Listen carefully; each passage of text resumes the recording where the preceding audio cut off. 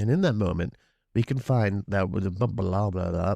My throat is on fire. My throat is on fire. All right. Let's get serious.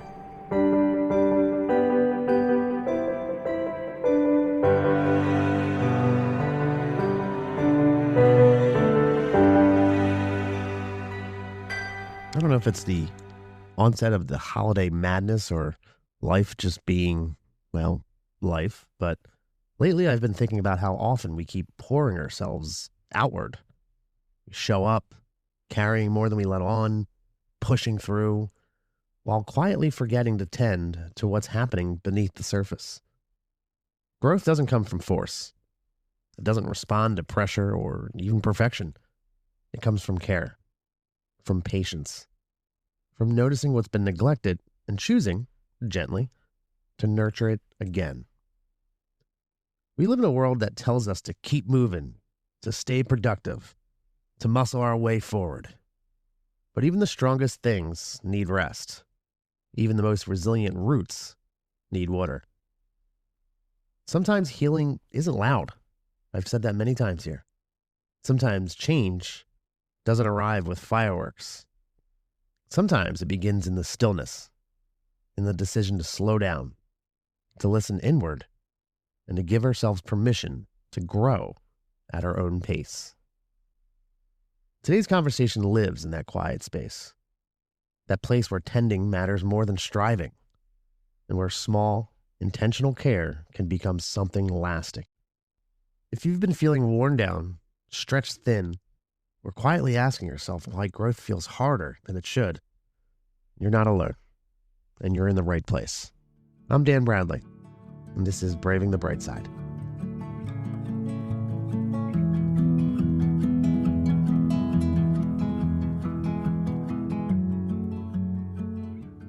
Welcome back, Brightsiders. Yeah, that's right.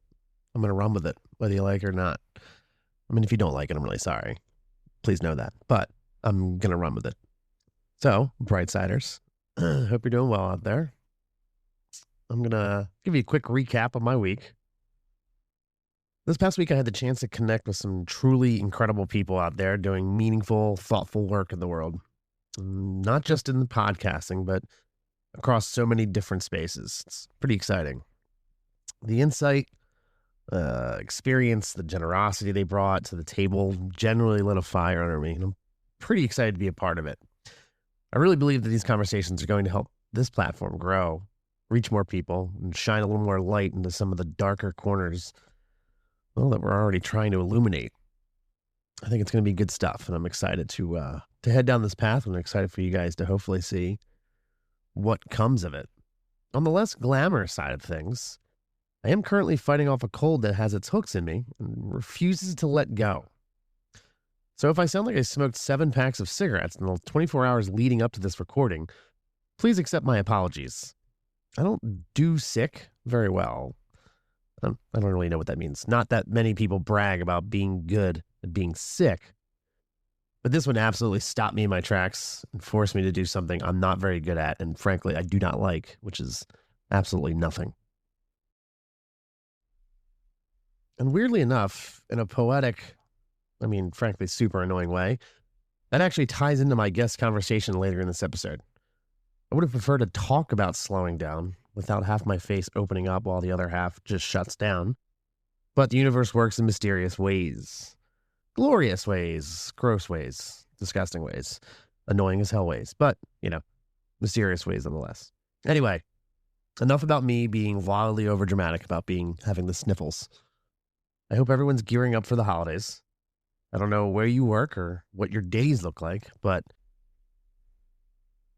if you're anything like me, you've been fully indoctrinated into nonstop Christmas music. And listen, honestly, I don't hate it. I'm actually a fan, especially the classics. There are some bangers, some bops out there, as the kids said at some point in time in life. But when a customer is asking me to smell a piece of steak because they swear it smells, and I quote, more rotten than a dog's breakfast belch, while Mariah Carey is absolutely screaming from the speakers above me, It's not hard to start questioning every life decision you've ever made. So, that being said, in the spirit of musical survival, insanity, and just something different for these crazy times, I like to offer you an alternative, a palate cleanser, if you will, and you should. A good friend of mine, Mike, shout out to Mike Malloy, sent me an article about what might be the anti-Christmas music playlist. David Byrne, yes, that David Byrne, just dropped a 32-track genre-hopping playlist called Christmas Music for People Who Hate Christmas Music. It's a beautiful escape from sleigh bells and schmaltz, featuring everyone from Prince to 100 Gex. Shout out to you if you know who they are. 100 Gex, not Prince. You should know who Prince is, my God. I've been listening to it, and I mean, honestly, it's not bad. It's not bad at all. It's actually pretty phenomenal. It works year-round, but it's especially perfect if you're hosting a holiday party and kind of want to keep your sanity intact, even just for a little bit. I'll link the playlist in the episode description for you. All right, let's get into this week's feel-good news story. The world, especially the news, has a real talent for keeping things dark and dreary. Fear sells, doom gets clicks. And while I guess I understand that, it can kind of feel like we're constantly being beaten over the head with the idea that everything is falling apart. And I'm not saying things aren't falling apart. I'm just saying not everything, all the time, is falling apart. Plus, it's not good for your souls to consume that all the time. So, to counter that, this culture of everything is awful all the time, I decided to do something a little different around these parts. Each week, I scour the interwebs, the social medias, the newspapers, Craigslist, to find one story that cuts through the noise and reminds us that there's still a lot of good out there. So, without further ado, here's this week's feel-good news story. This article comes from goodgoodgood.co. I feel like they're on a real hot streak. I've been hitting them up all the time. This article is fantastic. So the title of the article is School Bus Driver Knits Hats for Every Student on Her Route. Tina Hutcherson has been a school bus driver for the Putnam City School District in Oklahoma for over a decade. And at 63, she's been a knitter and a crocheter for over 50 years. A mom of 4 of her own children, Hutcherson said she has knitted or crocheted since she was about 12. For a recent birthday, her daughter gifted her a new knitting machine, and it has made it even easier for her to churn out cozy items like hats and scarves. So easy, in fact, she realized that she could keep all of her students warm this winter. With her new machine, it takes about 30 minutes to make a winter hat, she told the local news. I said, "Oh Lord, I'm going to make every one of them babies on a bus a hat," she said. I just don't want anybody to be without, especially when they're riding with me. In total, Hutcherson drives around 100 students to school every day, from elementary to high school age. So far, she has knit and distributed 25 hats to elementary schoolers, who then returned with handwritten thank you notes for their beloved bus driver. Plus, she lets the students pick what colors they want, and she also makes the hats reversible. My God, that's amazing. She has no intention to slow down. I got enough yarn to make any hats I want to make, and colors too, Hutcherson said. I've been stocking up since I was 12, so if these kids need a hat, coat, I like making ponchos for them, I don't care. They're going to get it. According to Nonprofit Quarterly, an estimated 2 out of every 5 children in the United States are clothing insecure. This means they don't have access to adequate, appropriate, or even affordable clothing. For some, this means they might go without cold weather coats and accessories, or wear clothes that simply don't fit. Hutcherson's goal is to keep her students warm in the winter, yes, but more importantly, to keep them feeling cared for. I just hope they take away that somebody loves them, and that's all, she said. And if they don't have any love at home, they're going to get on this bus in the morning. They always know they can talk to me about anything. I want them to be safe. Hutcherson has been posting her creations to Facebook, including some other hats she's made for coworkers and community members.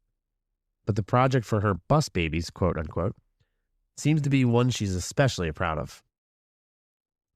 I'm so happy with my knitting machine for helping me with this project for my good babies on my morning route. I'm hoping they will use them and keep their heads warm for winter, she wrote in a post. I'm praying for all the families out there having hard times these days. She added, love is in the air. That is courtesy of the good.co website, the good news website there. I will link the article, and I also link her Facebook page so you can check it out because she is adorable and she's a rock star and she's just flat out badass, knitting hats and stuff. And I got to tell you, I have an older sister who is a bus driver, and I'm going to send this to her. And I got to tell you, Lauren, time to step up your game. I don't know what you're doing over there, but this lady's knitting hats and gloves and even ponchos. But in serious, that's amazing, especially this time of the year as temperatures drop. Something small like that, and like she stated before, even if they're coming from a home that is less than desirable or it isn't very, very warm, the fact that they get on a bus and she can be a point of warmth for them in terms of making hats, but also someone to talk to. That is massive, massive, massive, massive. And we need more of that in the world for sure. So shout out to her. That's amazing. All right. Well, speaking of shout outs to her, we are going to turn this over to an amazing conversation I had with somebody that I am insanely eager for you to meet. My guest today is one Bethany Stone. Bethany is an educator at her core, a mindset and life skills coach, speaker, and guide for people who feel stretched thin, burned out, or disconnected from themselves. Her work centers around self-care, not as a luxury, but as a foundation, one built through emotional awareness, intention, and daily practices that actually last. In this conversation, Bethany brings clarity, calm, and a deeply grounded perspective on what it means to grow, especially when life has tested you. There's wisdom here, warmth here, and a reminder that tending to yourself isn't selfish, it's necessary. So with that being said, let's step into the conversation.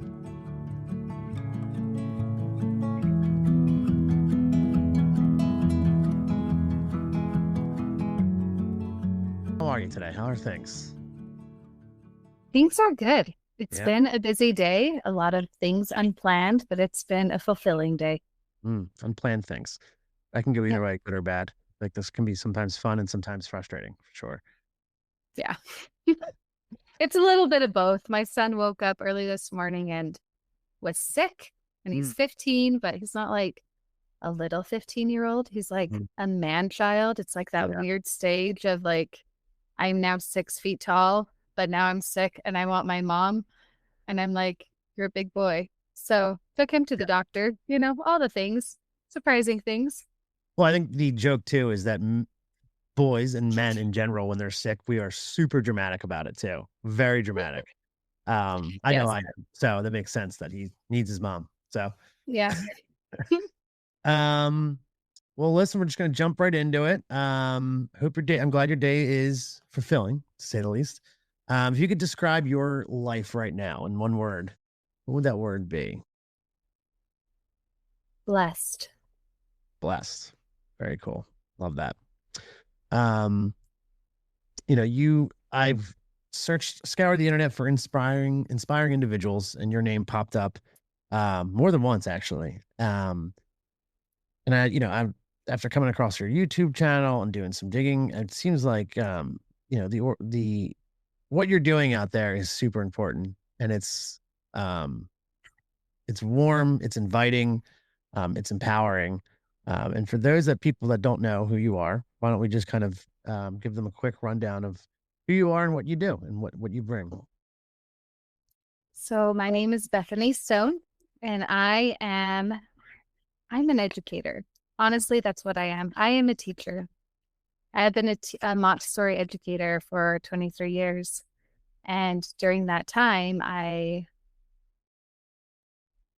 just taught, and I loved, and I learned how to teach in all capacities, with kids that have special needs up to kids that, are typical, and you just learn how to do things. And my son got sick. When my son got sick, I needed to transition to be home. And because I have already been speaking at educational conferences, and really I've been doing quite a bit of just coaching and consulting, I just transitioned right into coaching. Mhm. And it was interesting because what I realized is that every single time I met with a parent who would go through the school, they would say, "Oh, I wish I would have learned this way." And I realized that there's no reason why you can't.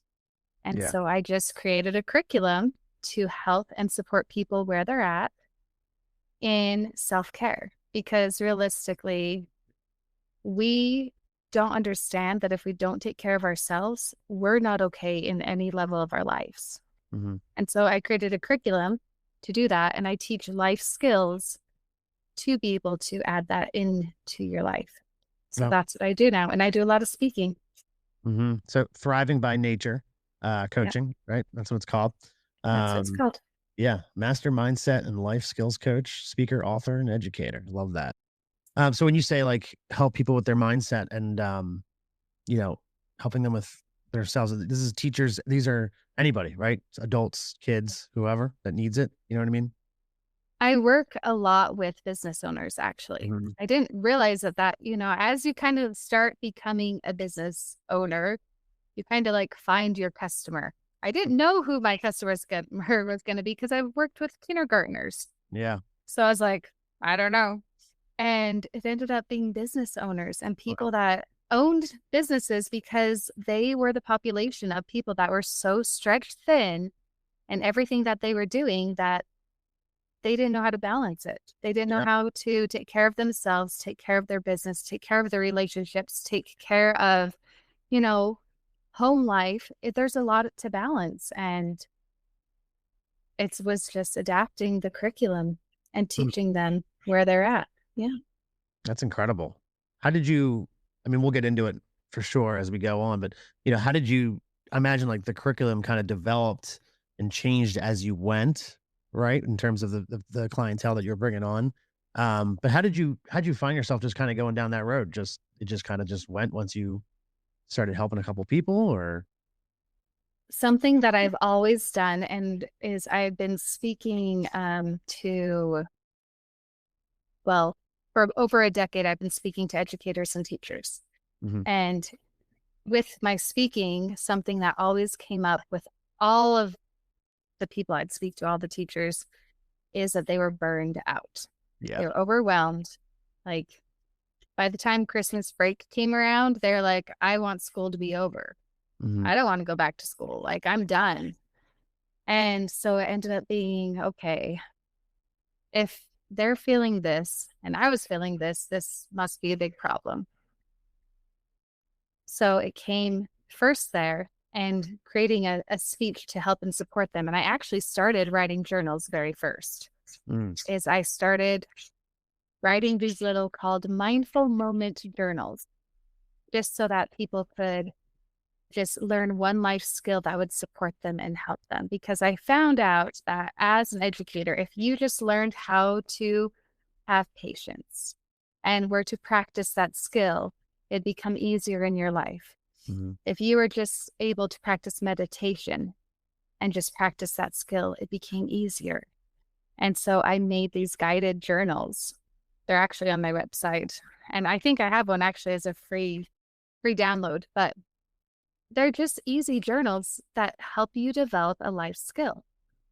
And then as that kind of became popular, I realized, wow, there's a lot of life skills. And so I started itemizing what life skills I could teach. And there's about 52 different life skills Mm. between patience, persistence, time management, meditation. Like these are all life skills that we have to have in our lives to be successful. Right. And sometimes, like communication, that's a life skill.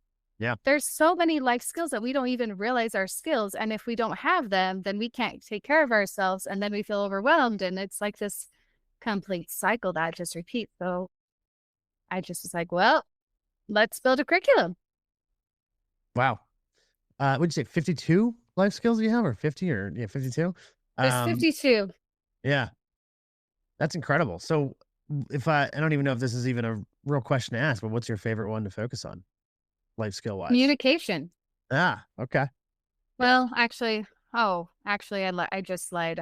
Don't think I love I do love that one. I mean, I do, but now I'm thinking, oh, I love fitness as well.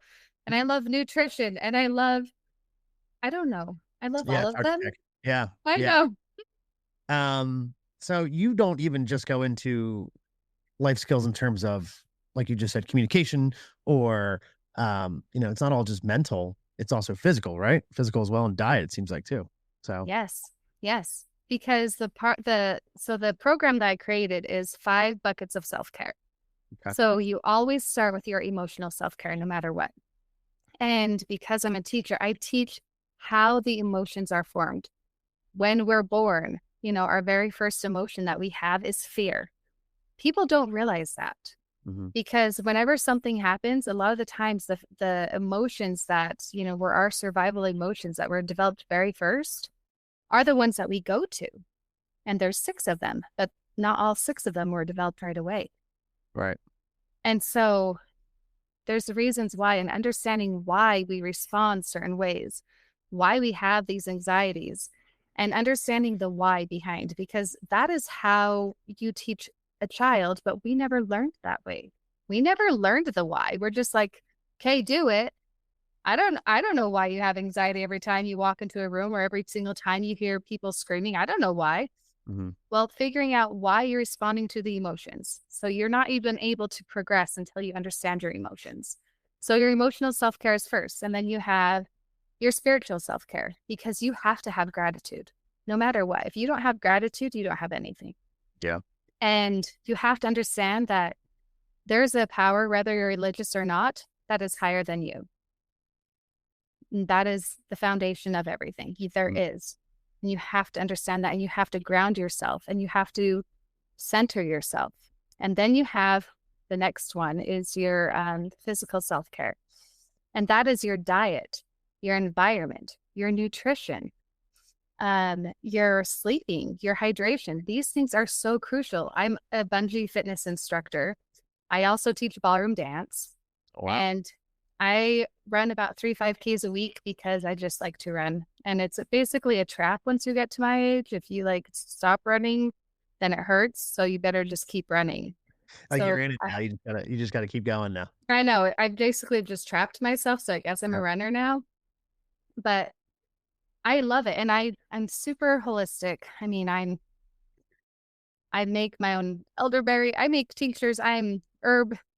I really believe in our bodies can heal ourselves and, our food can be our medicine as well, Yeah. and I truly believe in that and teaching people how to eat correctly and how to understand nutrition.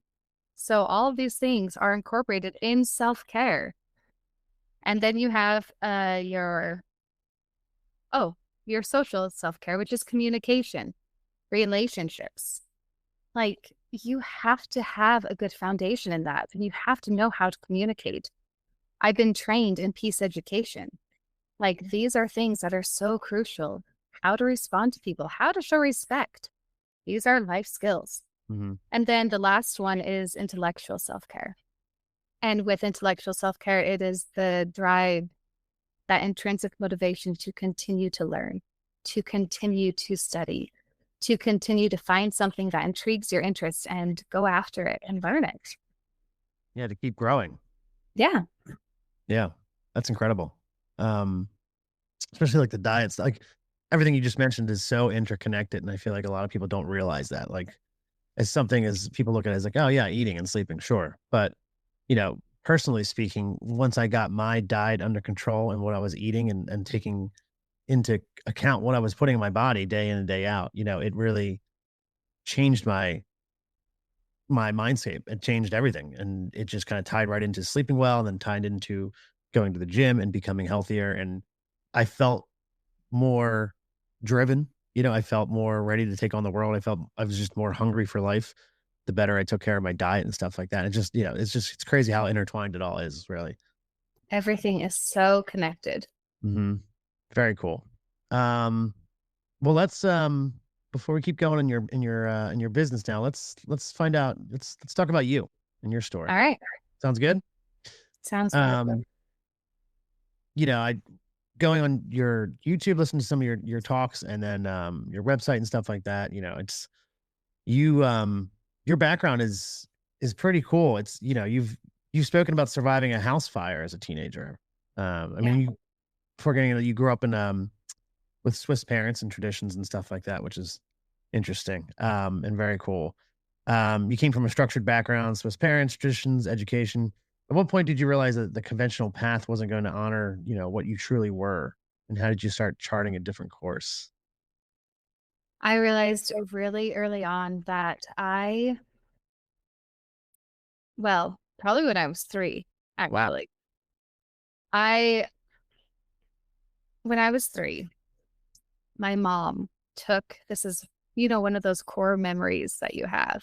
Mhm. My mom told me I could have a Tootsie Pop sucker, and it was red, and I really, really wanted it, and for some reason, I'm sure I wasn't perfect, but I did not get that sucker, and I decided that I was gonna go get my own sucker. Fine, she took it away, I'll go get my own. So I got, money, and I knew that the silver coins were the ones that bought me the Tootsie Pop. So I took whatever silver coins I had, and I got on my little red tricycle, and I rode it to the gas station. And I remember semis whooshing by because we lived on a highway. You're 3 years old. 3 years old, okay? And it is like a block and a half away from my house, and I got to the gas station, and the nice thing about living in a town with, like, 1,000 people, right? Yeah. Everyone knows everyone. Mhm. So I have my Tootsie Pop, and I pay for it, and a man behind me is like, "Where's your mom?" And it's like, "I don't know." So he grabs my tricycle, puts it in the back of the truck, brings me home. I remember standing by this man, knocking on my front door. I'm like, "Oh." And it was at that moment I knew, and the thing is, I've always been that way. Like, I did not always just follow the norm. I was just Yeah. like, "You know what? I can figure this out." I I've always been overdriven. I was done with school early. Got my Montessori certification when I was young. Mhm. I just was very driven to be who I was, and I think the reason why is because I knew who I was from a very young age.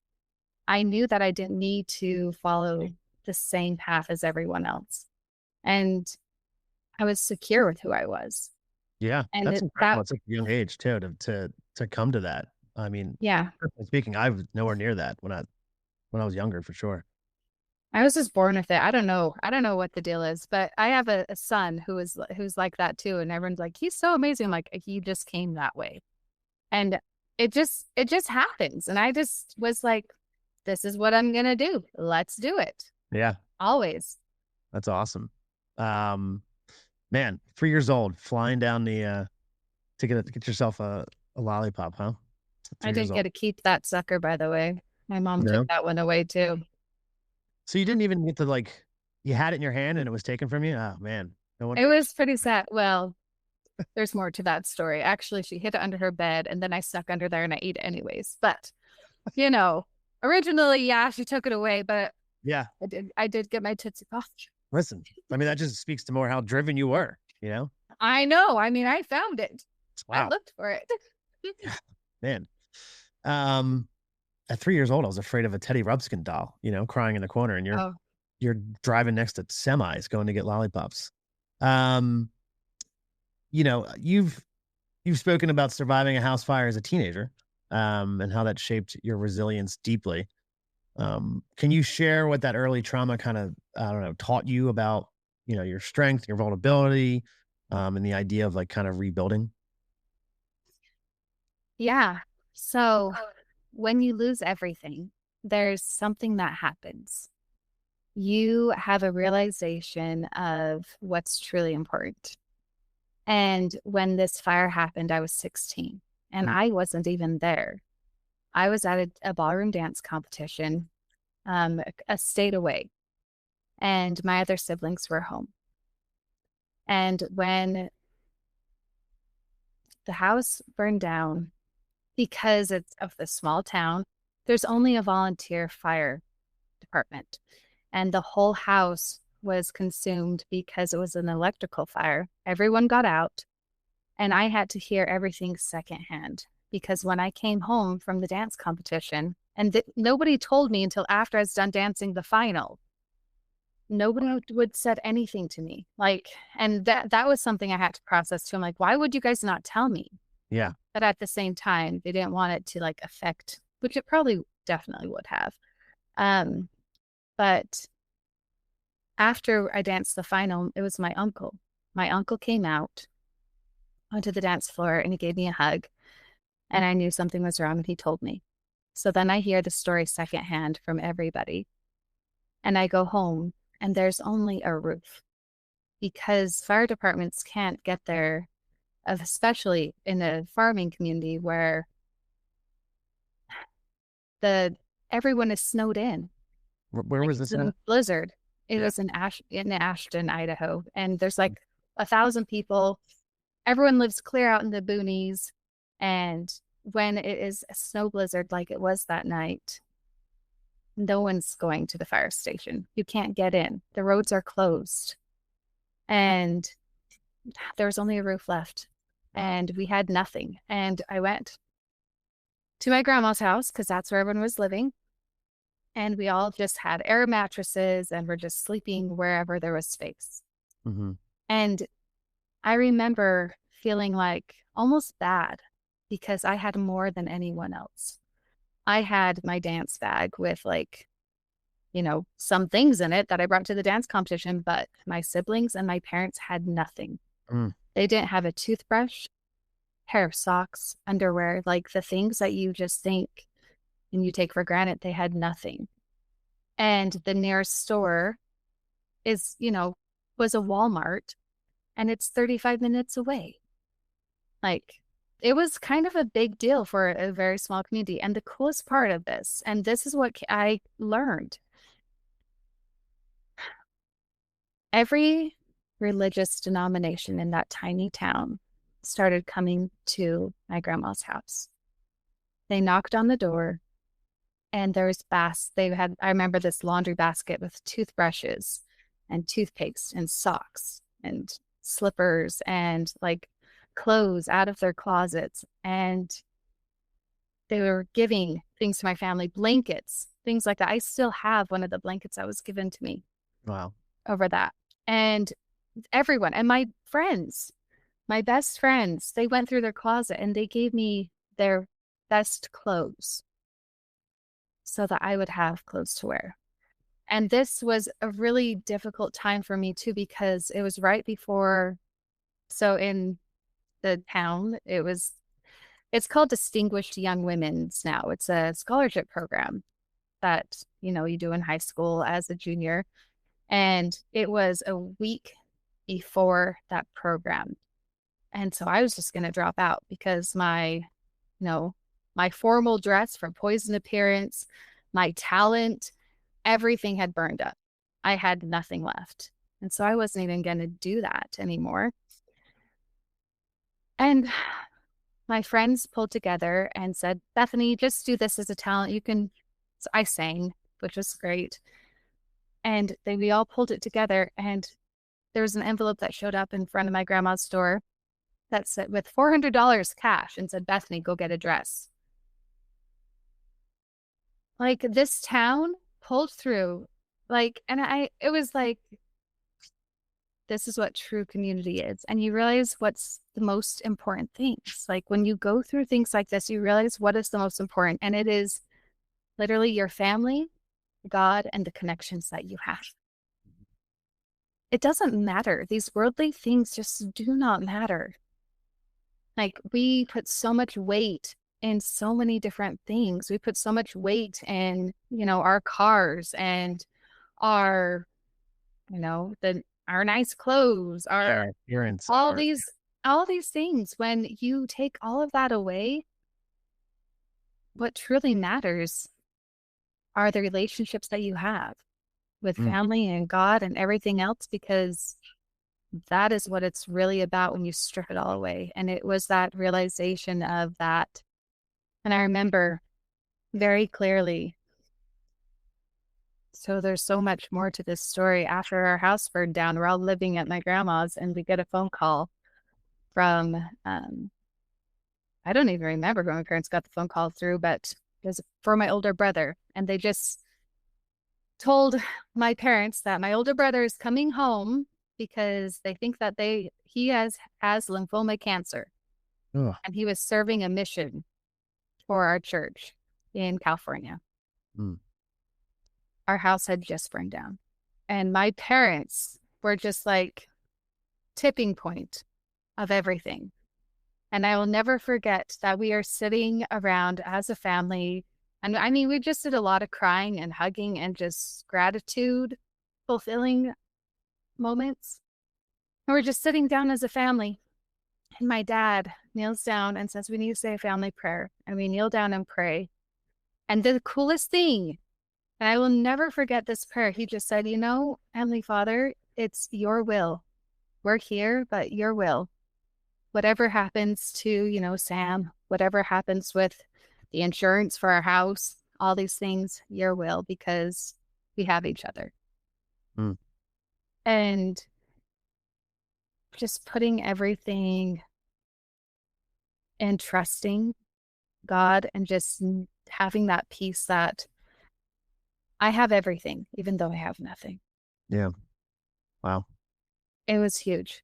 And it really did shape me in a lot of different ways because there were so many times because, I've been divorced twice. And I've had to work 5 jobs as a single mom. I've been completely dirt poor, nothing. And I've never felt like I didn't have anything ever because I've Mm, been through that. Even working 5 jobs, I'm just like, we're fine. We're solid.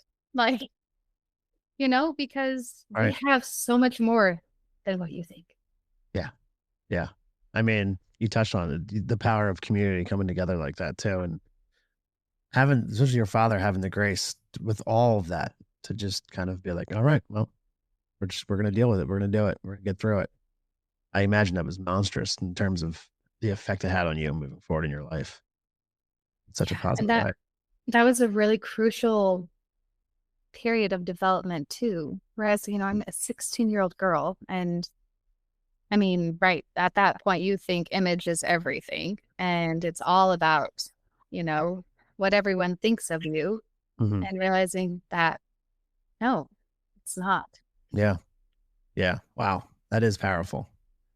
So what's next for you at that point? In terms of your family, are you able to, you guys move into a new house? Did you stay at your grandmother's? I mean, what did the next chapter look like for you?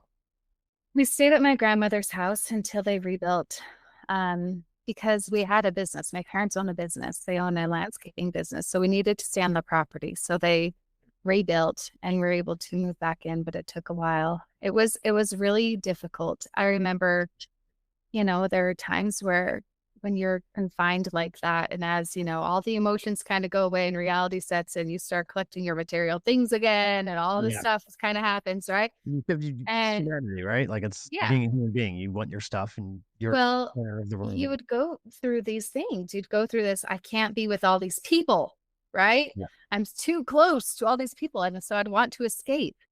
And I would always go, well, back to my home. And there's a huge oak tree that had a rope that would hang down. And I would literally, my entire childhood, this was like my escape. I'd climb this oak tree and I'd just sit up there. Mm, And and there'd be many times where it would be a lot. All the processing of everything would be a lot.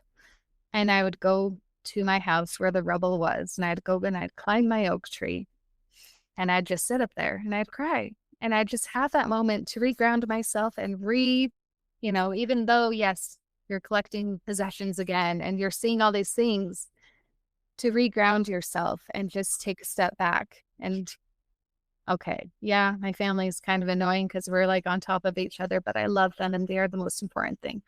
Okay, breathe it. Okay, go through, go right. back, Take a and beat. so, mhm, Wow. Yeah. I mean, I think that's so important to this day. Taking that beat, yeah, taking that breath, reminding yourself. I know I yeah, do. Often have to remind myself, you know what? Things aren't so bad. This is going to be okay. yes. especially going to your oak tree and overlooking, what you went through and what you lived through. That's huge. Yeah. Um, wow. So, you kind of touched on it. Your journey includes surviving difficult seasons, the house burning, being at your grandmother's, and you're saying it was difficult there. And then, early marriage, self-doubt, emotional wounds, how did you first begin to see through these experiences, not just as like, because I know I struggled with this early on. I looked at as certain things as failures and rough spots, dark spots, and it took me a minute to kind of realize, like, oh no, these can be, while it was rough in the moment, these can now be scars in a good way. These are building blocks to who I am, and kind of a roadmap to my life now and where I'm going. You know, how did you look at it as building blocks towards your own transformation through all your hardships? So, a cool gift that my parents gave me is the knowledge of how to grow plants because they own a landscaping business. Mm, And we would transplant, we'd grow things from seeds and transplant them bigger and bigger and bigger. And I learned a lot. I learned a lot about preparation of the soil. I learned a lot about how pH levels can change and how by adapting and changing certain things, you're able to grow in a different capacity. And I often will relate. That's why my business is called Thriving by Nature, by the way. I love that. Everything is plant related for me because I've learned more lessons from plants than ever. Because here's a cool lesson of a plant. So a seed has a covering on it, and it basically makes that seed dormant. And that seed covering is called the testa. Well, when it gets water and the temperature is just right, it is able to grow. And then the cotyledon, which turns into the leaves, start to form. And then the radicle starts to make roots. All of these things start to happen. Now, all of this can happen with just sunlight and water. But then it stops growing and then it will die because it also has to have nutrients. It also has to have the perfect soil. It has to have the nutrients, the soil, the pH, all the things with that. You can grow as much as you want in that small, well, not as much as you want, but as much as it'll allow you to grow. But then if you do not keep nurturing the roots, it will die. Mm, And that is how life is. We kind of go through these experiences and we're like, wow, I'm really growing from this. And then we just stop mm. and we don't realize why we're not growing anymore. And we kind of start shriveling. We kind of start, floundering. Maybe our leaves turn a little yellow. We get some spots. Something's up. We don't know what. It's because we're not nurturing ourselves in the right way. It's because we're not learning and growing. And I'll tell my kids this, I'm like, it's called uncomfortable growth for a reason Yeah. because growing is not comfortable. We'll be right back. Hey, it's Dan. Quick question. Do you like stories that crawl under your skin, pull you in, and then still hit you with a grin you didn't see coming? Then welcome to the library of Daniel Bradley, my haunted little archive of original horror comedy tales. Every month, I drop brand new stories. Eerie, emotional, weird, and occasionally unhinged. Well, let's be serious here. Always unhinged. All written by me and ready for you to read on Patreon. Think VHS nightmares, neon-soaked diners, and a hallucinating Easter bunny who probably should have called out of work. If you want in, head to patreon.com/Daniels666 time and grab a seat. Just don't touch anything on the shelves. Some of those stories bite back. You know that one beanie you reach for every cold morning? The one that somehow feels like a hug and a caffeine boost to your confidence at the same time? Well, yeah, mine's from the Rethreadery. Beth started this Philly shop with nothing but a sewing machine and a belief that fashion could be creative, sustainable, and full of second chances. Everything they sell, from recycled apparel to handmade home goods, has a story stitched into it. So, if you're looking for something that's cozy, conscious, and made with a ton of heart, check out The Rethreadery. Progress, not perfection. One recycled treasure at a time. Check it out at www.therethreadery.com. Hi, are you looking for a nature getaway? A calm place to land as you begin a new chapter? I have just the place. There's a hidden gem in South Jersey, a spring-fed lake surrounded by a quiet pine forest. It's a nourishing retreat we call Haven, where guests can rest, play, and rediscover themselves. There are trails to wander, quiet spots to read or swim, and space to breathe just a little deeper. Come see what makes Haven so special. You'll find all the details in the show notes.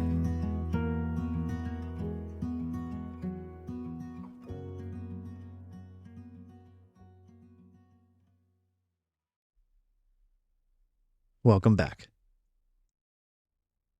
Now, wow, that's phenomenal. I love that. Makes sense with your logo now too, for sure. Yeah. Yeah, that's great. I mean, especially like you just said, sometimes the rough times come by and you're like, all right, this is for me growing and this is for me to transform. Then the rough times kind of fade, and then before you even realize it, you're just kind of coasting. You're not pushing yourself anymore. You're not still as hungry as you were because you're not fighting as hard as you had to at that moment. So you kind of coast, and like you said, that's when the fear kind of creeps back in, and then like you said, you could shrivel and start Yeah. stepping backwards. Now, honestly, that scares the hell out of me personally. The idea of that scares the hell out of me. Sure. Yeah. Well, it's about nurturing yourself in the right way. Yeah. Yeah. How do you nurture yourself the right way? How do you keep yourself going? Well, I stick to routine Mm, pretty religiously, actually. Even when I was traveling, I'm very much routine based, and I know what I need to make me be okay. So, you asked me earlier how I came up with my curriculum. Well, I had to live my curriculum too. mm. Yeah. And what happens is after you go through 5 areas of self-care, you end up with what is called a better me list. And I write a better me list every single day. Mm, And I do these things every single day that I know I need to do to nurture me. And actually, look, I have my better me list. I always have it near me because I nice. write everything down. And they're very simple. But I know that if I do these things every day, I'm going to be that much better. It's almost like everyone talks about that 1% better, right? Hmm. But nobody says how to do it. This is my blueprint on how I know that I can grow every day by nurturing in the way that I can. Do I know what's on my list? I would love to know what's on your list. Please Okay. share. All right. This is my list. So I sometimes I don't do them every day. All of them. So I have personal prayer, personal scriptures, meditation, walk, 10,000 steps, vitamins, exercise, clean eating, make bed, no sugar, water, be present, family first, purposeful phone use, stick to phone timers, time on a hobby, read 10 pages, food journal, gratitude, clean my room, reach out to a friend, plan my day with intent, work on my challenge. Every month, I give myself a new challenge. Hmm. In bed by 10. And then the new one that I just added is make sure I put content up because that's something I'm supposed to be doing now, but it's kind of lame. That's actually the one that I'm like the worst at on all of Yeah. those.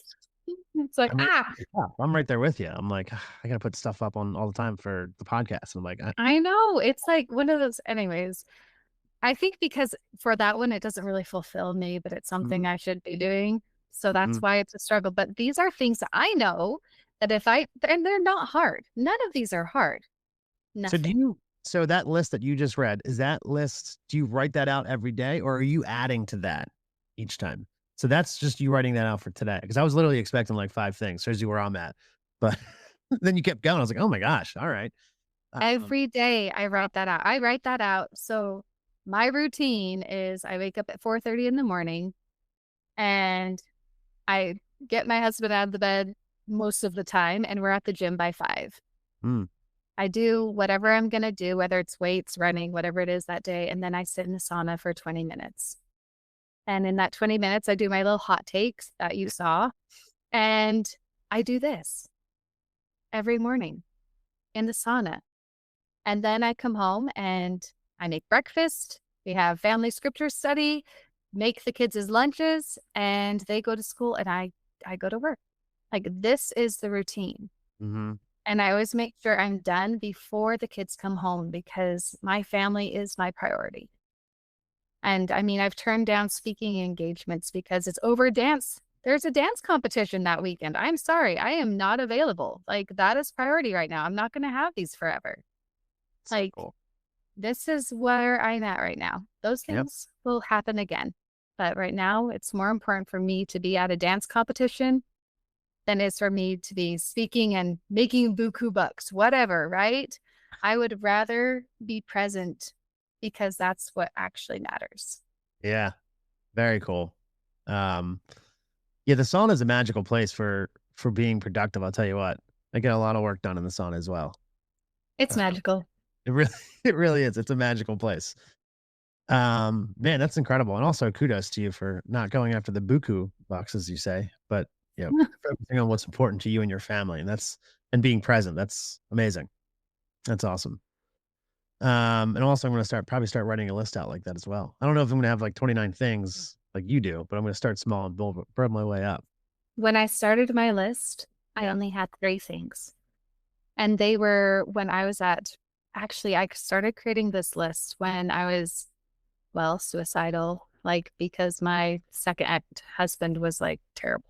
Mhm. And it was the only time I ever was like that. And, that is actually when this list came to fruition, is when I looked outside of myself and had gratitude. And I saw a little hummingbird couple making a nest on a tree.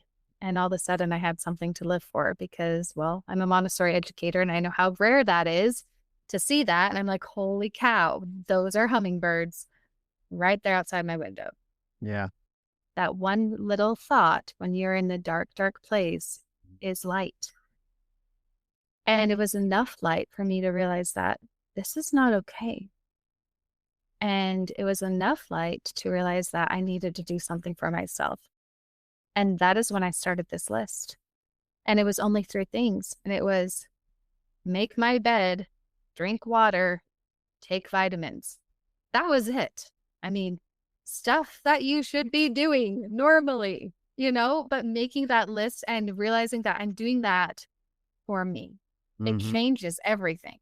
Yeah. Because you're not doing that because, someone's like, take your vitamins. You're doing that because you're like, I don't want to get old and decrepit and I want to live forever. I'm going to take my vitamins, Yeah.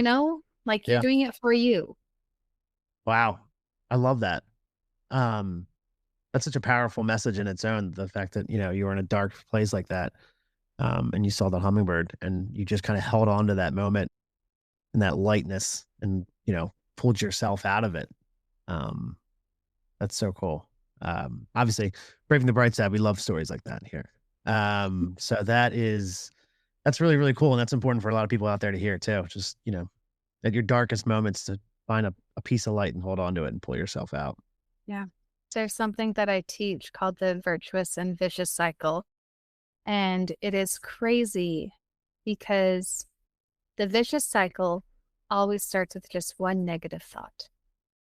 One negative thought and it's not really a cycle, it's more like a funnel that just sucks you in so deep that you don't even see a way out.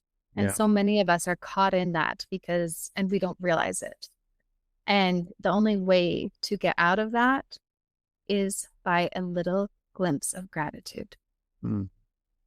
And it's crazy because that one little drop can wash away all of that fog and Yeah. instantly take you out of that funnel. Shows you how important it is. Yeah. That for sure. Um, you know, you I feel like you already answered this one question I had written, but I said, I had, what does thriving actually mean to you? Especially to people who've been stuck in burnout, pain, or just kind of feeling lost, not like people are like, "Oh, I'm better now because I'm successful," or "I'm just happy." But, I feel like there's more to thriving than that. And, what does that mean to you? I think thriving changes. I Mm, think that thriving changes like as you evolve, because thriving at the moment when I was, in my darkest, thriving was just getting out of bed and making my bed. I am thriving today. yeah, I love And that. then other days, thriving is, man, I can get all of this list done and be productive. That was thriving. It really depends on where you're at in life because it looks different every single day.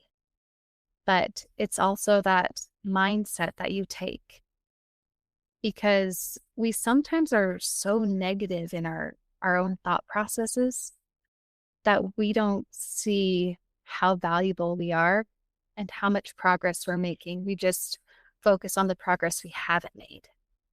Mm, We're so focused on the things that we're not doing rather than all the things that we are doing. And it's when you shift that that you can see that you are thriving.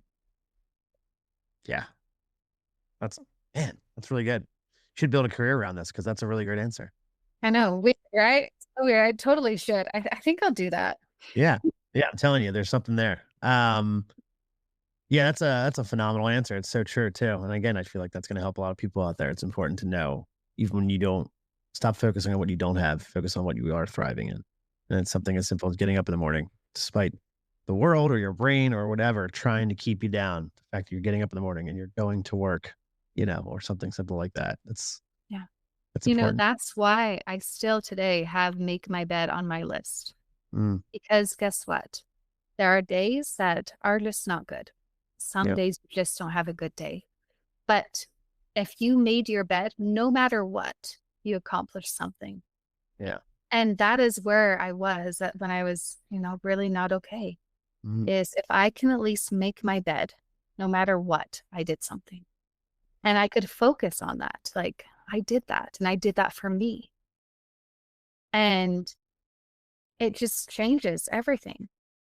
Even something so small as, okay, I'm going to drink this whole water bottle today, or I'm going to drink it within 2 hours. Like, I'm doing this for me. These are not hard things, but that I know that if I do that, I'm not going to have a headache and I'm going to feel better and I'm going to be able to have more energy and I'm going to be able to, well, thrive. Like, it's just shifting that thought process and yeah. reframing it.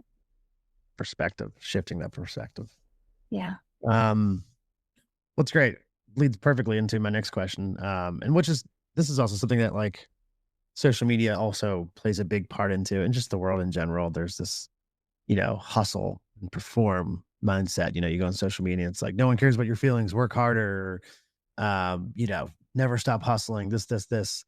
Keep working harder, harder, harder. In a world that constantly asks us to do that, and I feel like in a way it asks you to kind of mask any kind of problems you may have or doubts you may have within yourself or anything, or it kind of just says no one cares, put on a smile, keep working harder. How do you teach, encourage, like, authenticity and healthy boundaries without guilt or fear of judgment, really, like I said, especially with social media?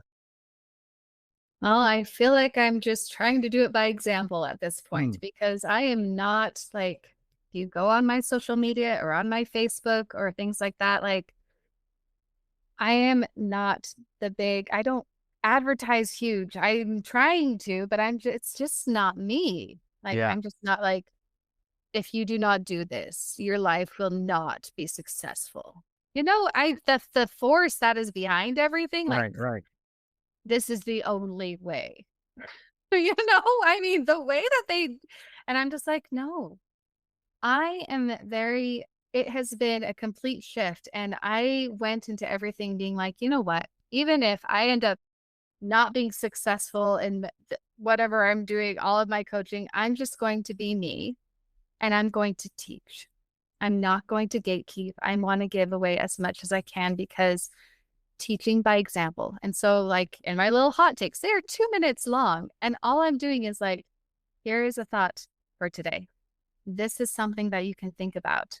This is just a mind shift. Because if you can impact in a small way, that's going to put ripples, because we're seeing a divide, I think, with all the pushy of everything to, I don't know. I think I'm on the other side of all of it. And Yeah. I'm okay with that. Yeah. I think that just speaks to your authenticity then, when it's just you out there being you and be like, well, this is what I'm doing. This what might help you out. That speaks volumes because I'm so sick of do this or it's a failure. I know. I know. Well, I mean, it's kind of the world we live in now. It's one or the other. Everything's just one or the other, one or the other. Pick a side, yes or no. No one really understands like the gray spots, and just showing up is half of it and most of it really. Um, Well, and there's a reason why people aren't showing up and people aren't talking about that. Like, mhm. people aren't talking about the reason why, the fears behind everything. Like, we have so many fears. Fear is what makes us lie. Fear is what makes us, hesitate. Fear is what makes us do all these things. And we are living in a world constantly. The foundation is fear. And I mean, that's why people don't do things, even though I should do that. I know it would make things better if I did, but I don't think I should. Mhm. It's like Right. they're flip flopping back and forth, back and forth, back and forth, because life is scary right now. Yeah. And when we're not doing things to support that, we're doing things to, let's feed the foundation of fear. Let's create more fear. Right. Let's It's keep building crazy. this fence around us called fear that will keep us all in line and keep us all just looking down, not looking forward, not looking up. You're right. It's a foundation of fear for sure. Yeah. Um, so many people confuse, and this is definitely something that I do. I still do to this day. So many people confuse self care with selfishness. Like, "Ugh, I know I shouldn't be treating myself to this or doing this. I should be going doing this instead." What's your take on self care as a spiritual, emotional, and mental like foundation, not a luxury, especially for people like raising kids or working full time? I think that we forget that little things are self care. Mm, Like, I have been I mean, I have 6 kids. I have 3 that are mine. I'm remarried and we have like 6 together. And, mhm. um, but I mean, I have been in the heat of it and also have felt like I've lost everything to my children. You've given everything to them. You have no more life, all the things. And we go through that. Yeah. But realistically, it's the way that we're thinking about it. Sometimes I remember, well, I still do this, like how I told you my routine of my day is I make breakfast. My kids do not eat cereal for breakfast. I make breakfast every morning. So you like make And breakfast. You're a I do. making I breakfast. do. I do. I am a clean eater. I have chickens. Like, I'm a little hippie. I'm cool with Good that. for It's you. fine. Good for you. Anyways, but I realized, and I shifted things because I realized that my love, I would make them breakfast when they were really young, right? And I changed my thought process, being like, oh, this is just another thing you're taking from me, my time and my energy, right? To make you food when I could just be feeding you cereal. But I realized that I was doing this out of love for them. And by doing that, it filled me. Mm, And it shifts. And this is the season that I was in. Like, yeah, I don't have a lot of time. I'm not getting my hair done and nails done. And those things are great, but it's not like self care. Self care is stuff that fills your soul mm. and builds you in a way that you're going to be able to be better for the people that you love. That is self care. And that is what we need to do, is we need to nurture our basically our souls, who we are in the core, so that we can show up better for the people that we love. Because that is what truly matters. And it's just about shifting that and changing that. So, me making breakfast for my kids even today, it fills me. Yeah. I love it. And they always eat breakfast and thanks, mom, and da da da da. And it's like, I love you guys. And I'm grateful that you guys love me too. Like reciprocal love, like right here. And this fills me and this fills you. This is beautiful. That's beautiful. Yeah. That's self-care right there for sure. And I love that. I love that you referenced, again, nothing wrong with getting your hair done or getting your nails done or, going to play baseball or playing some video games and stuff like that. But like what truly, is self-care is what fills your soul. And I feel like a lot of people don't know what that is sometimes. They get so lost in the sauce of life right now because life is very loud and busy and exhausting and a lot. Um, so, sometimes like you just said, the simplest small moments can fill your soul that you don't even realize. It's important to find those small moments and zero in on it and take note of it for sure. Yeah, it is. Looking ahead, what's your vision for yourself and for thriving by nature in the next like 5 to 10 years, do you think? What legacy or change are you most passionate about helping people build? Okay. So next 5, 10 years, hopefully sooner. I'm really hoping that my husband and we bought some land Mm. in that same hometown that I grew up in. Oh, So we're about 45 minutes away and it's right near the Snake River. And I'm going to build my grandma home there. I want to build my grandma home / retreat center. okay. And so that is the plan because I'm starting retreat starting next year because I'm doing a self-care cruise next year from Nuremberg to Budapest in Europe. And it's a yacht cruise. Yeah, it's going to be amazing. And so, and the reason why I chose like that area and like this specific like boat is number one, the boat is really small. So it'll be really an intimate environment. Mhm. Number two, we're going to be starting this in Nuremberg, which is where humanity forgot itself. That's where World War II started. Mm. And I just think when you're learning about self-care, that's going to be the most amazing spot. So we're going to start there and then we're going to do all the excursions and learn about self-care every day. Go to Budapest. It'll be amazing. Wow. So I'm doing that for the first time, my first retreat next year in June. And I think I want to evolve everything to do retreats because I think having that connection one-on-one is Mhm. going to be so much more because I like to feel people's spirits. I like to have that. I mean, yes, you can get it through a screen and it's fine, but there's something about true connection. For sure. Absolutely. And so that is going to be my plan is build my grandma home / retreat home and have people come up and do Yellowstone and Jackson Hole and all the things that I live by and do Wow. retreats. Yeah. That's huge. That's really exciting. That's really cool. It is. That's my plan.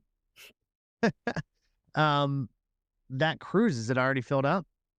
Not yet. So Okay. the cruise line just gave me, so until December 31st, $750 off. Wow. I know. It's awesome. So on my website, there's a banner that you can Mhm. click that will lead to like the whole page that talks about all of the rooms and everything. It's going to be awesome. So if you are interested in it, you just can go to my website, thrivingbynature.com. There's a banner and then you can learn all about it. I'll link your website in the description of the episode as well, so people have a plan. You can just click on right on that and take it right to your website. Awesome. Um, Thanks. yeah, I mean that's how amazing is that? That's incredible. It's going to be so cool. I'm really Yeah, excited about it. congratulations. I mean, Thank you. put something like that out there in the universe in motion like that. I mean, that's massive, and that's really really cool. And I think it speaks volumes about 3-year-old you flying to get a lollipop. And now, you've made this cruise happen. That's really really cool. Wow. It'll be cool. You help clients build businesses and lives aligned with peace and purpose, which I love. What's your message to people who are afraid to chase purpose because they think stability means sticking with what's safe? It kind of goes back to what we were talking about with fear. Hmm. What would you say to somebody that is afraid to take that step? Well, first, I would say that you need to just take a step back. Mm, sometimes if we push ourselves to do something we're not, and we have that fear, and we're basically just kind of, you heard that expression, you just keep hitting your head against a brick wall until it moves. Well, that's what a lot of people do. And and then it's not moving. They have fear. Sometimes you have to take 2 or 3 steps back from that brick wall and realize that there's a door right next to it. Mm. And that door usually is you taking care of yourself in a way, whether that is learning better communication skills so that you have more confidence in what you're trying to do, whether that is, learning how to manage your time better so that you don't feel like you're procrastinating everything and you can actually move forward. Like there's a lot of different reasons why we keep hitting our head against that wall because we think this is the only way. Mm-hmm. And well, sometimes we just have to take a couple steps back, reevaluate, and look, wow, there's a door right here. Very cool. I love that. Yeah, because it's easy to become laser focused on one path, one idea, one thing, and then also bang your head against the brick wall once, and you're like, "That's it. I tried. I'm done. I can't do it." And then you don't I even know. look for it or anything. You just wander away. Yeah, Yeah. there's that really great graphic, and I've actually sent this to, I think, most of my young adult boys. Yeah. But there's this graphic where it's like this guy is like in this hole just digging and digging and digging, and he's trying to get out, and right behind him there's a ladder. Mm. And they all go through this where they think that they're working on the problem and they're going to solve it by Yeah. just digging in, and all they're doing is just making it worse and just making it deeper when all they need to do is just turn around. Yeah. We do this. Yeah. Yeah. I mean, I did it for a long time, for sure. Yeah. Absolutely. What is one of the more, and the work that you're doing is, I imagine, very gratifying, very humbling. But what's one of your favorite aspects of what you're doing now with Thriving by Nature? I love when I'm able to create that intrinsic motivation because honestly, the bottom line of every single thing I do is create that motivation for you, that drive that you have. You're not doing it for somebody else. You're not doing it because you're getting recognition. You're not doing it because, what a client is telling you want. You're doing it because it's the right thing to do. I love it when people become very clear on who they are and they can just step into it and have that drive to just do what they were put on the earth to do. And they know it. Yeah. I just got chills. Thank you.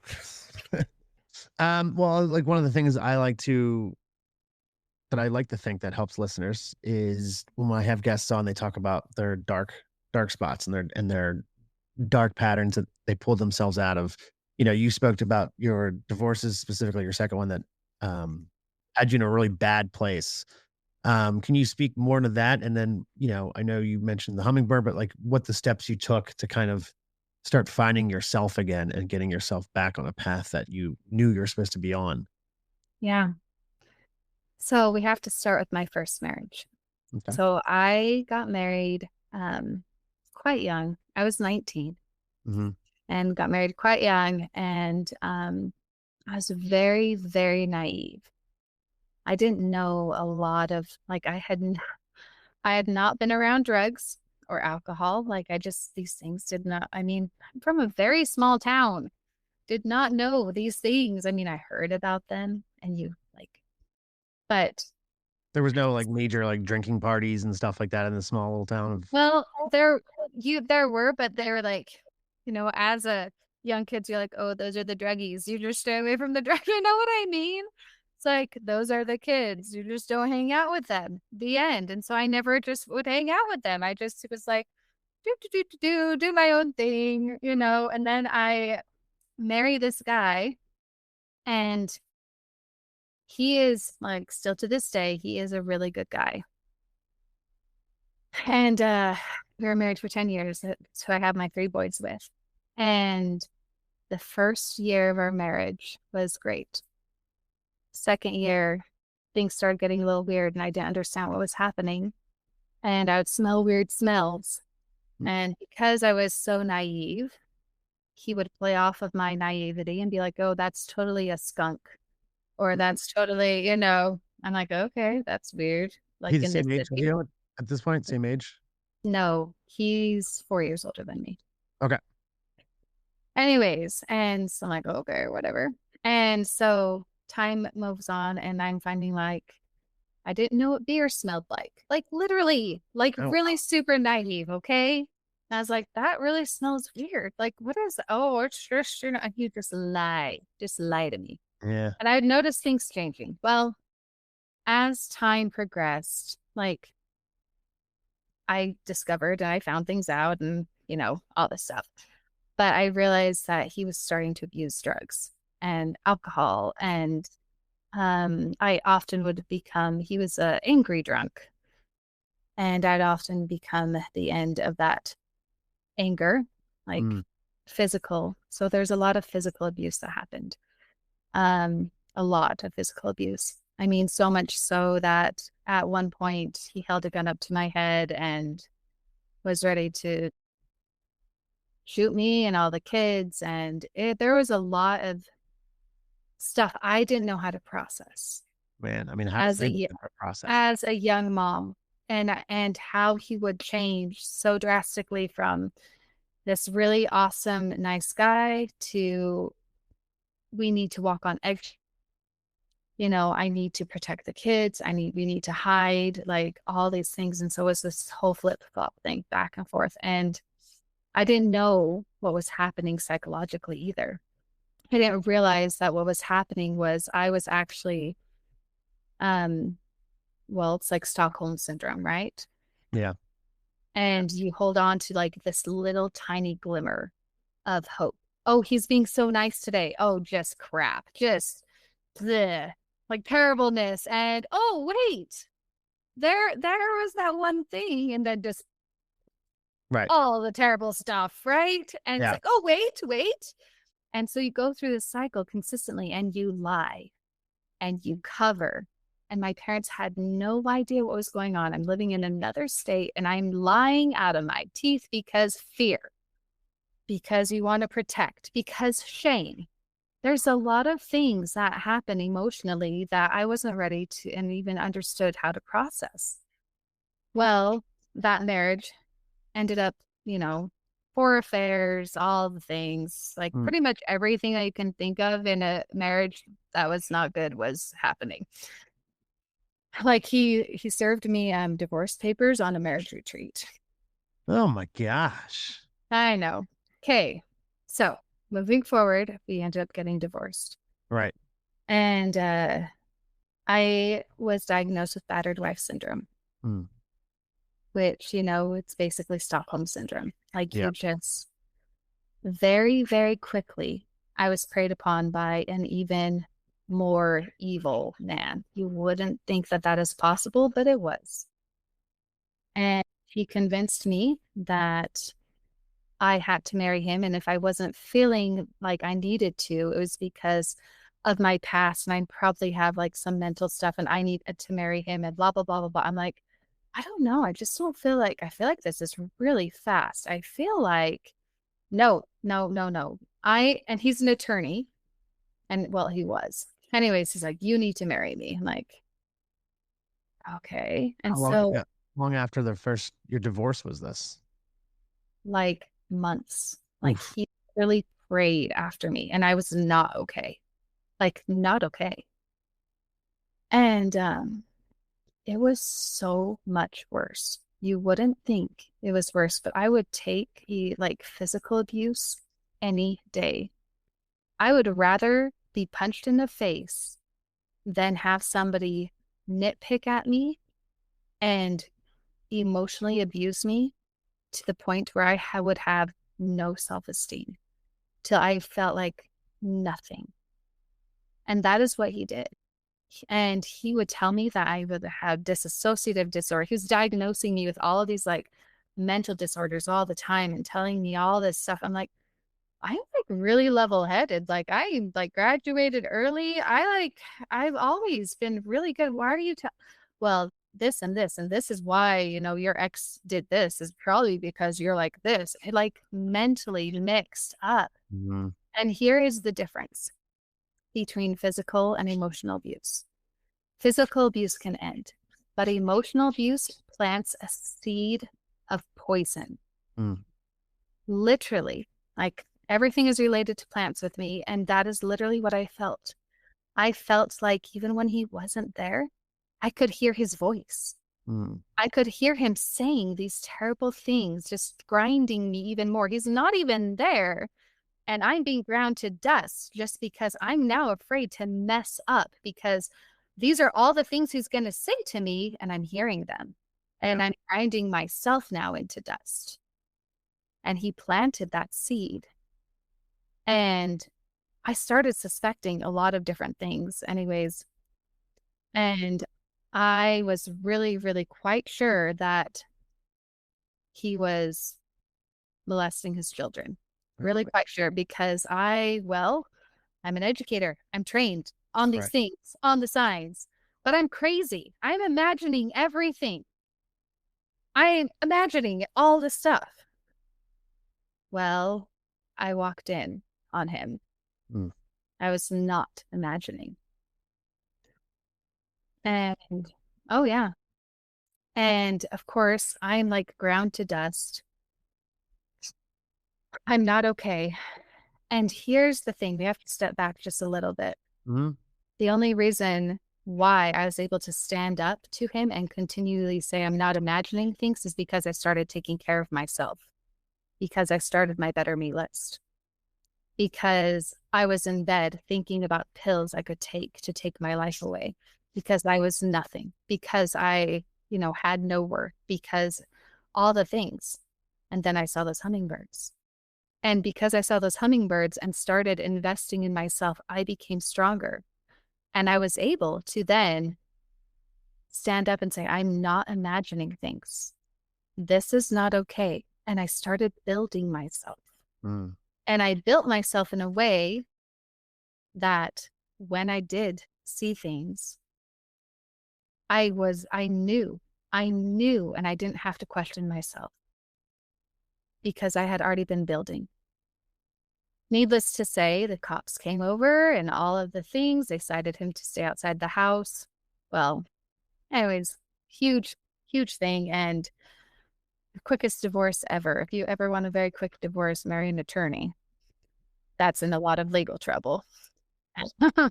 Anyways, quickest divorce ever. And then I moved back home to my parents, to the new home that we had built, Wow. and would hang out in my oak tree as an adult Mm. and recenter myself and figure myself out, and worked 5 jobs Wow. and dug myself out of this thing. I opened up a private school. I was managing my parents' greenhouses. I was waitressing at night. I was donating plasma, and I was teaching private ballroom dance lessons. Gosh. And I was just doing everything I could to my plan was to buy this little tiny yellow house in town and just be a crotchety old woman for the rest of my life, man hater. And that was the plan. Like, Yeah. that was the plan. No one would blame you either. I mean, honestly, like, yeah, Yeah. absolutely. But plans changed because obviously I am married. Yeah. And it's kind of a cute story, actually, but this kind of all comes to fruition about everything, because so I was teaching private ballroom dance lessons, and most of the time, the guys that want to learn how to ballroom dance are either like high school age to get the girls, or they're like super old man because they want to get the girls. Like these are the people that want to learn how to dance, like either high school or super old man, right? Yeah. And this man messaged me on Facebook. That's where I was getting a lot of my clients. Hey, I'm looking for somebody to teach me how to blues dance. And I'm like, hey, I can teach you, new client. Sweet. Well, he wasn't an old man. And he very quickly asked me to go on a date with him. I'm like, no, it's not going to happen. Like, Right. no. And took like 9 months. And it took me telling him probably about 7, I don't remember how many months, a while. He sent me this like Marco Polo video app thing. It's like, Bethany, I'm falling for you. Wow. Will you please go on a date with me? And I'm like, dude, you obviously have not dated enough women. It's not me. And I didn't hear from him for 6 weeks. And then he came back and he had a spreadsheet and a list of all the things that he liked about me. He's an analyst. And I have dated 42 women. These are the things. You are the one I want. Here's this. Like, he had proof. Like, I love this that is he like, why I need to date you. yeah, broke it down to like this whole like spreadsheet of why this should happen. Yeah, he had a list, like Hmm. list. And I was like, fine, I will go on a date. Like, obviously, you earned it at this point. And the rest is history. And Wow. we've been married for, well, we're going on up this year will be 7 years, and he is amazing. And I didn't think guys could be amazing. And he's rejuvenated my trust in men and has been the best thing that has ever happened for me and my boys. Now, going back to the beginning of this story, first husband, making really bad life choices that I never was vindictive, and I've always forgiven him.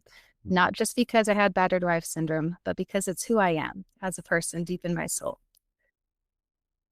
Well, it's been a year now. All of a sudden, he came back into like my life and has apologized for everything. And is like, I want to turn my life around. I want to be better. And he actually moved to this town and has completely become clean and become friends with my husband Oh, fun. and comes over for Sunday dinner and is trying to just be a person. And he feels so sad that he's wasted so much of his life. Mm. Come to find out, he's diagnosed with bipolar disorder and was self-medicating. And there's so many times that I've had this conversation that if I would have been so angry with him for all of the physical abuse when we were so young and all the things when he was not diagnosed, when he had mental illness that he was trying to self-diagnose or self-treat, if I would have held on to that constantly, Yeah. he would not have the ability to come to me now as the person he is and be like, I want to change my life It's and I incredible. want to be better. Yeah, it is. Wow. Yeah, I mean, I think, man, there's so many facets to that story. Yeah. Um, So there you go. There's a good story. it's a great story. It really is. Yeah, I mean, talk about brave the bright side, and also it speaks to your soul, that you always forgave your first husband for everything, and in a way, it kind of helped him get clean and diagnose what actually happened and what was going on with him. So, Yeah. wow. And for him Uh, to be able to reach out to me and mhm. know that I was a safe person. Yeah, yeah, and kudos to him as well in terms of you know, especially as us males, there's ego involved. So to be like, look, I'm really sorry, I messed up big time, and here's what was going on. Um, what a what a journey, what a journey. Um, that's incredible, Bethany. But this is why I am who I am. Like, I've Right. lived a lot of life and I've seen a lot of things. And when you live a lot of life in a short amount of time and have experienced more than really you want anyone to experience in a Yeah. negative way, right? It changes you. But on the other side of that, I was trained in peace education, in Montessori, in loving everyone exactly where they're at. Mm, And it kind of shaped the way that I looked at everything as well. mm. And so I was able to look at everything through eyes of love and grace. And that really, I think, has shifted, well, the person who I am and changed me. I mean, also the fact that I feel like this could have happened to somebody else, that was brought up differently or was under different circumstances who didn't see life the way you saw life and could easily have jaded them and sent them down a different direction where they were angry or, vengeful or, you know, God knows whatever else. So, um, I Well, and think I'm also, not saying I didn't have those feelings. Like there were many times I was like, I think I want to slash his tires. Like you go through the whole like vindictive woman thing, but then you step back.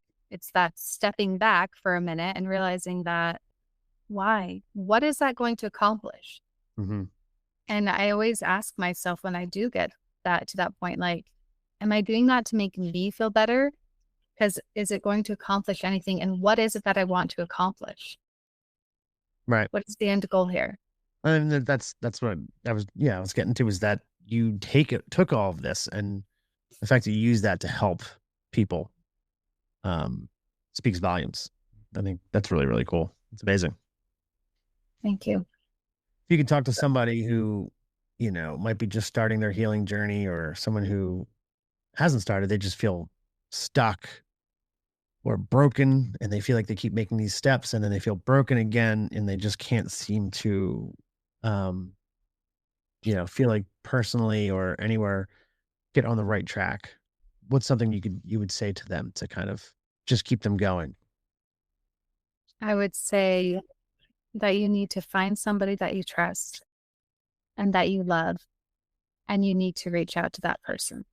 Mm, Because so many times when we are feeling like that, we close in on everything and everyone. And we don't realize that there's so many people out there that love us.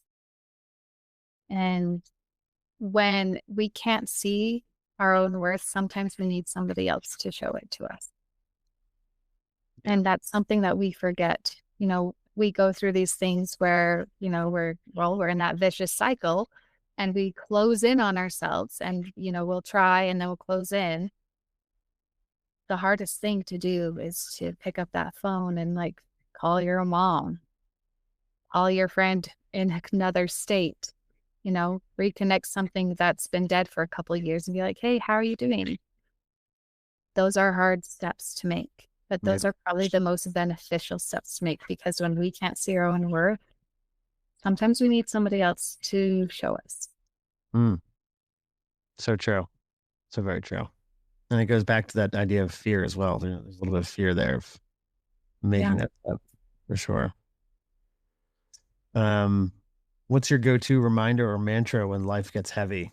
You are feeling frustrated or angry. Oh, you might laugh at this, but I write this down in my book every day, but I write down that I am powerful. Hell yeah, that's awesome. That is what I do. And I say that to myself, like every time I have that pause or I have that fear, and I say that is what I am. I am powerful. Mm. I may be soft spoken, may not be the loudest person in the room, but I lead with so much power that you would never know. You are powerful. I could feel it. There's a presence here, even across the screen. You're very Thank powerful. you. Hmm. What is one small daily habit you've kept that grounds you even on the hardest days? Well, I'll give you another one since you know about the sauna, but I'll give you another one is I Okay. cook. You cook? I cook. Love it. Because ultimately I wanted to have my own cooking show. It's Hmm. what I really wanted to do. And I might actually make a mindset cooking show. I don't know. I haven't decided. I'm playing with that idea. But I love to cook and it centers me and grounds me. And that's something I do every day. I mean, my kids don't even know what store-bought bread tastes like. It's You make your own crazy. bread all the time? Man, that's awesome. Yeah. Good for you. I was a chef for many, many years, about 15 years or so. Maybe a little bit more. And same thing. I love cooking. And I actually stopped being a chef, jumped into a different profession for a myriad of reasons. But one of them also was so I could still enjoy cooking because it was becoming something at synopsis with the not me not being happy. Um, so yeah, cooking is my love language as well. Also, a great idea for a cooking show. You should absolutely do that. I know. I just barely got a camera. Well, my husband just bought me a camera with like the little thing that follows you, the Yeah, tripod thing. And he's like, you can do it now. I'm like, Now I have to get over my fear. So if you start seeing a new YouTube short thing or YouTube thing, series cooking thing, you'll know why. I Sweet. started a cooking show. Love that. What's your go-to favorite thing to cook? Mm, Like if I came over there and I was like, all right, cook me your best thing. Cook me what you want to cook, like your favorite thing to cook. What would it be? I have no favorite things to cook. Oh I man. That is actually, I've been asked that question before. I am the cook that I see all my ingredients and I make things. Like I have leftover, like I made a homemade salsa for Thanksgiving, right? For Mhm. tonight for dinner. Big bowl of homemade salsa leftover. And I'm just like, oh, so I'm doing, putting that salsa with chicken breasts. Oh, and that I butchered my chickens. They're so awesome. Anyways, and I'm going to make, rice bowls tonight, which will be Mm, great. Like yeah. that's what we're doing. And I cook, I love creating. I love the creative process of cooking. And that's why I don't have a favorite thing to cook because I feel like I always want to create it. I always want to well, my 15-year-old is like, is this normal or did you add something weird? Like that's his new thing to ask me because I'm always like, maybe there's extra protein in it. I don't know. You know, Yeah. maybe I substituted and maybe I didn't. And maybe there's, no sugar in it and there's dates instead. I don't know. You'll Yeah. have to fix it. So that's the newest thing is like, what did you do with this, Mom? Are Mhm. these normal chocolate chip cookies? Did you get weird with it? I know because I love the creative process and I love making my own recipes. Very cool. I mean, I think that's gonna make your cooking show even better then. I'll be like, well, I'll probably have to rewatch my cooking show to be like, I don't even know how I made that. What did I have? I don't know. Well, I was gonna say outside of coaching and work, what gives you peace? But I feel like cooking just kind of answered that, right? What brings you back to Yeah. yourself after a long day is cooking. Because I feel that as Cooking well. I and love, gardening. Yep. yeah, And gardening and cooking and spending time outside. I have a mhm. huge garden. I'm Yep. jealous. I No love it. garden here. Someday I'm gonna have a garden. You should. What does braving the bright side mean to you?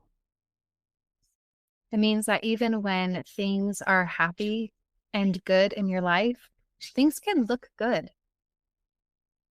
And you still have to be willing to move forward, even when things I feel like we get to this point where things are so good, I don't need to try anymore.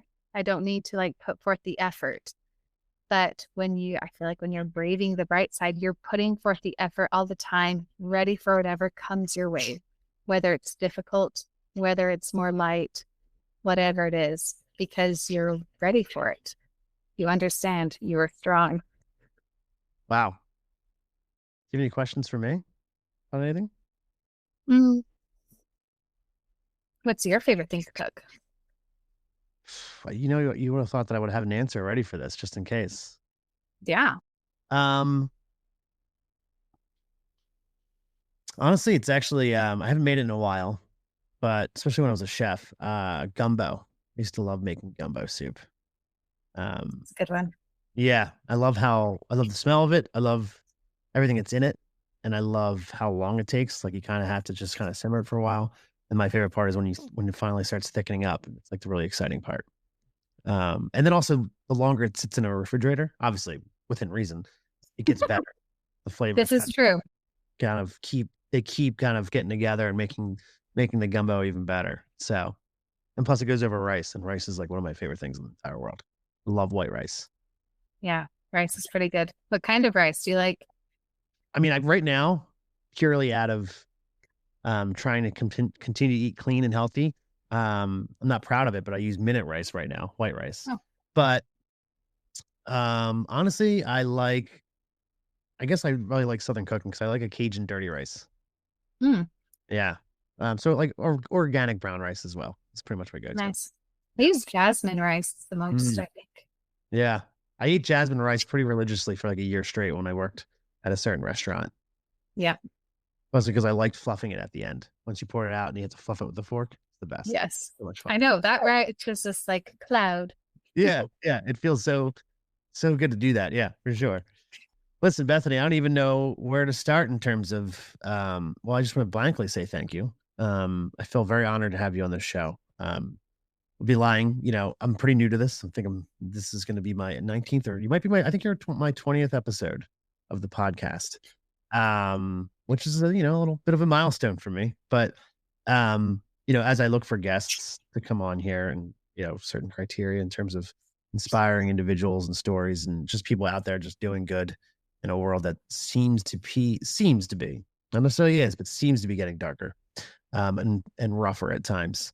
I was a little intimidated to bring you on because, you've been through a lot and you've talked about a lot and you've done podcasts and you have your own podcast. And so, but bringing you on here, even despite all of the trouble we had in the beginning, trying to hear each other, um, it's been absolutely phenomenal having you on there. And one of the best things about doing this podcast that I kind of knew was going to happen, but I also wasn't obviously the main goal, but the connections that I make and getting the opportunity to talk to individuals like you just enriches my soul as well. And hopefully everybody listening out there right now, because it is important that your story gets told in terms of the dark spots that you've been through and how you pulled yourself through it, but also just your life in general, and then how you keep yourself grounded in what you're doing and just your overall being of putting light out there in the world. It's, again, from your journey, and like I said, you've lived a lot of life packed into pretty couple of years there. So the fact that you still view life the way you do, and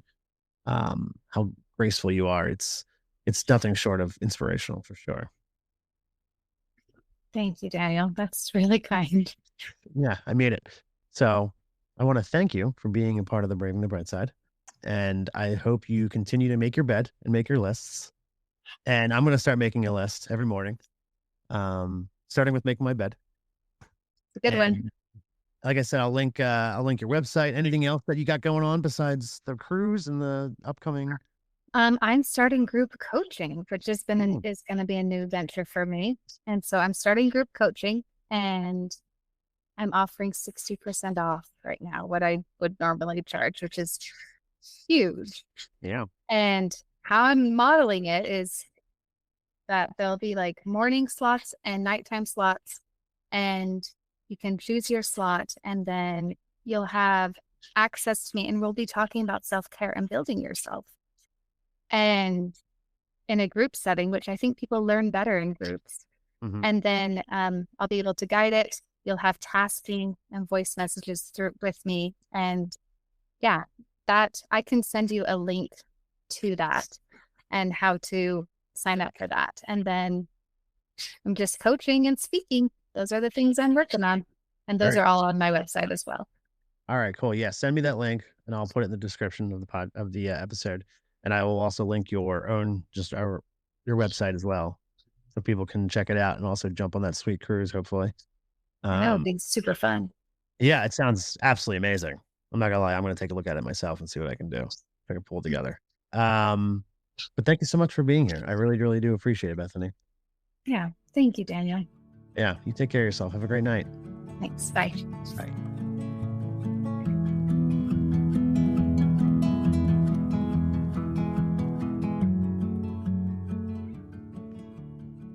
Man, what a human being.